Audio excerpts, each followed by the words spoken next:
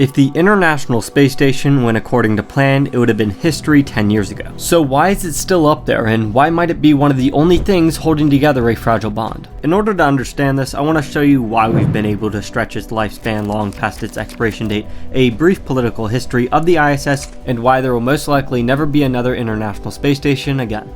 To take a shallow look, the ISS doesn't quite need to be retired, at least at a physical standpoint.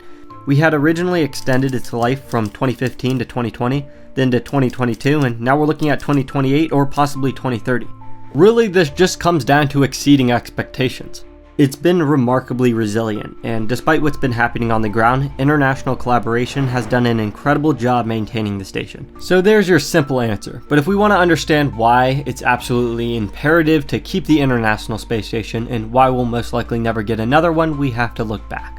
So to rewind, throughout the 1980s, the US pursued the space station Freedom, while the USSR developed Mir. But this all changed in 1993 when the Cold War fizzled out.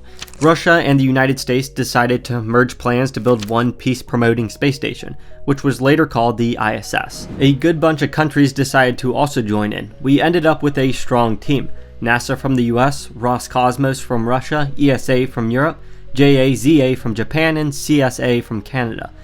Since the construction, many other countries have joined the crew at some point, including Brazil, Mexico, India, Australia, the UAE, Saudi Arabia, South Korea, and Israel.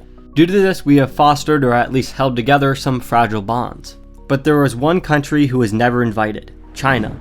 In the 1990s and early 2000s, there were brief discussions about potential collaboration, but they never materialized, and this might have been one of the biggest failures of the early 20th century. You see, now China has built their own Tiangong space station. It's fully operational and it's their special party, and that's problematic since it's not shared like the ISS. They just invite who they like.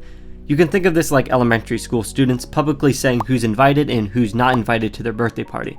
Yes, international politics seem very similar, but this has created tension to keep the ISS afloat, not for research and to foster alliances, but to square up the enemy.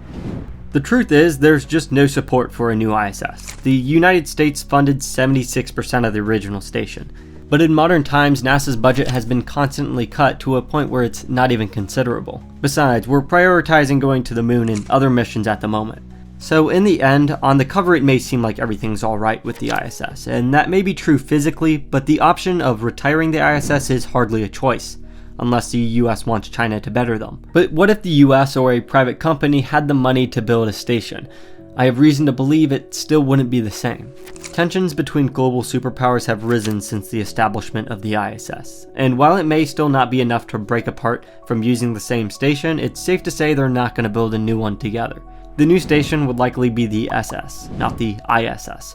We would likely see even further tensions between the Western Alliance and the competing world order, BRICS. In other words, we're going back to a Cold War era instead of collaboration, and the ISS is currently acting as a child to two divorcing parents just trying to keep them together. Anyways, thank you for watching today's video. I'll see you in the next one.